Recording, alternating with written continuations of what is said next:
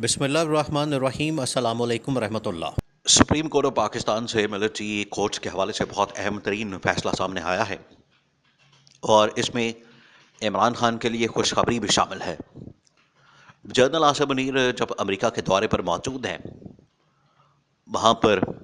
Supreme court of Pakistan की जानिब से मिलिट्री कोर्ट्स के हवाले से, फौजी अदालतों के हवाले से ये अहम तरीन फैसला इस बात का सबूत है कि पाकिस्तान के अंदर जो सूरत हाल है, पाकिस्तान के अंदर जो मामलात हैं, पाकिस्तान के अंदर जो सियासी, मुआशी और आईनी कानूनी मैदान के अंदर जो सूरत हाल है, वक्तन फ़वक्तन बड़ी तेज़ी के साथ तब्दील हो रही है। सुप्रीम कोर्ट पाकिस्तान की जानिब से मिलिट्री कोर्ट का फैसला, जनरल आसिम मुनीर का अमेरिका से दबंग ऐलान और इमरान खान के लिए बड़ी खुशखबरी, और साथ ही साथ जो chief justice of Pakistan justice Qazi Faez Isa हैं और जस्टिस एजाजुल एहसन हैं, इनके दरमियान एक चपकलिश पैदा हुई है। उसके ऊपर मीडिया में बड़ी बातचीत हो रही है, लोग बात कर रहे हैं और किस वजह से chief justice of Pakistan justice Qazi Faez Isa से मायूसी का इजहार किया जा रहा है। क्यों लोग चीफ जस्टिस से मायूस नजर आ रहे हैं, इसको आपने समझना है। देखिए, सबसे पहले तो जो चीफ जस्टिस काजी फाइज ईसा है, उनके लिए ये समझना बड़ा ज़रूरी है, उनको समझने के लिए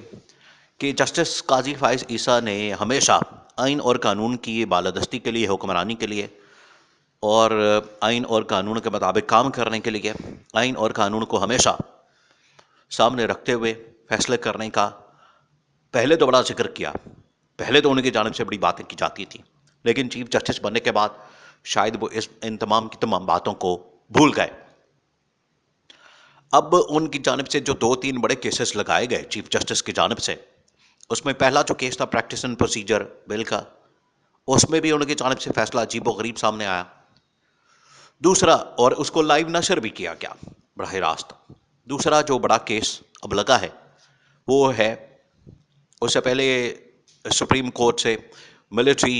कोर्ट्स के हवाले से भी फैसला सामने आया और अब भुट्टो रेफरेंस का केस भी अदालत के अंदर लग चुका है सुप्रीम कोर्ट ऑफ पाकिस्तान में, उसको भी लाइव नशर किया जा रहा है। और नेक्स्ट टाइम जब हेयरिंग उसकी समाप्त होनी है तो फिर डेली बेसिस पे, यानी कि हर रोज़, अब तो मुलतवी जो की गई है तकरीबन कोई हफ्ता 10 दिन 12 दिन के लिए, 2 हफ्ते के लिए की गई है, लेकिन वो जब दोबारा से शुरू होनी है समात, तो सुप्रीम कोर्ट ने इस हवाले से ऑर्डर जारी कर दिया है कि इसको डेली बेसिस पर, रोज़ाना की बुनियाद पर केस की समात होनी है। तो इसका मतलब है कि महीने के अंदर वो भी केस निपटा देना है। लेकिन अब जो अहम तरीन मामला सामने आया है वो है मिलिट्री कोर्ट्स का। मिलिट्री कोर्ट का मामला वक्ती तौर पर उसको मुअत्तल कर दिया गया था और ये मिलिट्री कोर्ट का ताल्लुक जो है असल में बराह रास्त इमरान खान और इमरान खान की पार्टी पीटीआई से मुतल्लिक है। और मामला ये है कि 9 मई के वाक़े को लेकर इमरान खान और पीटीआई के कारकुनों, सपोर्टरों और वोटरों के ऊपर मुकदमात बनाए गए। इसकी जो ऑफिशियल सीक्रेट एक्ट है उसकी आड़ में उसको अप्लाई करके उन दफात के तहत मुकदमात दर्ज किए गए कारकुनों के ऊपर, वोटरों के ऊपर, सपोर्टरों के ऊपर, इमरान खान के ऊपर। लेकिन जब इमरान खान पीटीआई की जानिब से, इमरान खान के वकला की जानिब से इस मिलिट्री कोर्ट को चैलेंज किया गया, सुप्रीम कोर्ट ऑफ पाकिस्तान में इस केस को लगाया गया, पिटिशन दायर की गई, तो इस फैसले को मुअत्तल कर दिया गया और ट्रायल को रोक दिया गया। लेकिन उसके खिलाफ फिर अपीलें आना शुरू हो गई। अब अपीलों के ऊपर फैसला आया और मिलिट्री कोर्ट्स को बहाल कर दिया गया। मिलिट्री कोर्ट्स की बहाली के बाद अब जो लोग अंडर अरेस्ट हैं, इन तमाम की तमाम दफात के तहत जो ऑफिशियल सीक्रेट एक्ट के तहत दर्ज की गई हैं, मुकदमात दर्ज किए गए हैं और जो जो भी इसमें शामिल है, उनके खिलाफ अब ट्रायल होने जा रहा है। लेकिन इसमें यह कहा गया कि जितनी देर तक अपीलों के ऊपर मुकम्मल तौर पर फैसला नहीं हो जाता, उतनी देर तक ये आपने मिलिट्री कोर्ट का फैसला नहीं देना। तो इसमें एक खुशखबरी भी शामिल है इमरान खान के लिए। दूसरा जो अहम तरीन मामला है वो ये कि वहाँ पर एक अहम तरीन चपकलश शुरू हो चुकी है अदालत के अंदर, सुप्रीम कोर्ट पाकिस्तान में जो टॉप के जजेस हैं उनके दरमियान। जस्टिस एजाजुल एहसन ने जो बात की सुप्रीम कोर्ट में क़वानीन के हवाले से, वहाँ पर रूल्स के हवाले से, जस्टिस एजाजुल एहसन ने बेंच की तश्कील के हवाले से और वहाँ पर मुकदमात के हवाले से उन्होंने एक ख़त लिखा और एक ख़त में लिख के उन्होंने जो चीफ जस्टिस काजी फाइज ईसा हैं उनके ऊपर कुछ खदशात का इजहार किया। अब chief justice of Pakistan justice Qazi Faez Isa की जानिब से उसका जवाब दिया गया है और कहा गया है कि तमाम चीज़ों को मद्देनज़र रखते हुए, तमाम मामलात को सामने रखते हुए फैसले किए जाएंगे और आइन और कानून को मद्देनज़र रखा जाएगा। लेकिन ये जो पहला ख़त यानी कि शिकवा और जवाब शिकवा, पहले ख़त लिखा गया उसका जवाब आता है, तो ये साफ जाहिर करता है कि सुप्रीम कोर्ट पाकिस्तान में टॉप लेवल के ऊपर एक डिवीज़न मौजूद है, एक तकसीम मौजूद है, इनके दरमियान एक चपकलस मौजूद है, इनके दरमियान इख्तलाफात मौजूद हैं, जो कि अच्छा पॉजिटिव साइन नहीं है। और ये अब मामला सामने आ चुका है।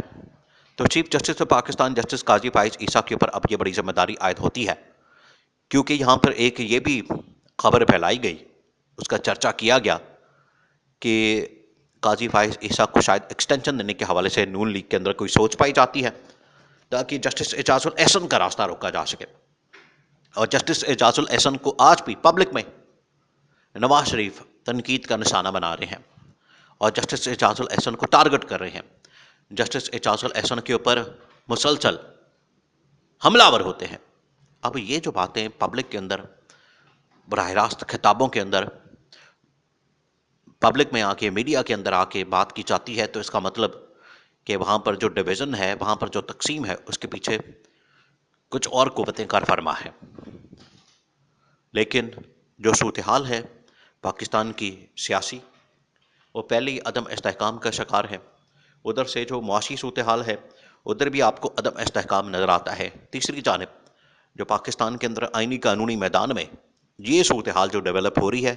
ये सूरत हाल जो पैदा हो रही है, ये अच्छा साइन नहीं है पाकिस्तान के लिए,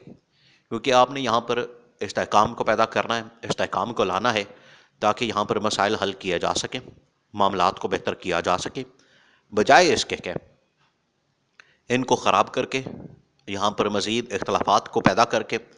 तकसीम दर तकसीम मामलात पैदा करके यहाँ पर चीज़ों को और ज़्यादा बिगाड़ा जाए, जो कि पाकिस्तान के मफाद में किसी सूरत भी नहीं है। और यही जनरल आसिम मुनीर का एजेंडा सबसे बड़ा, कि पाकिस्तान के अंदर जो इंतखाबात हैं उनको यकीनी बनाना,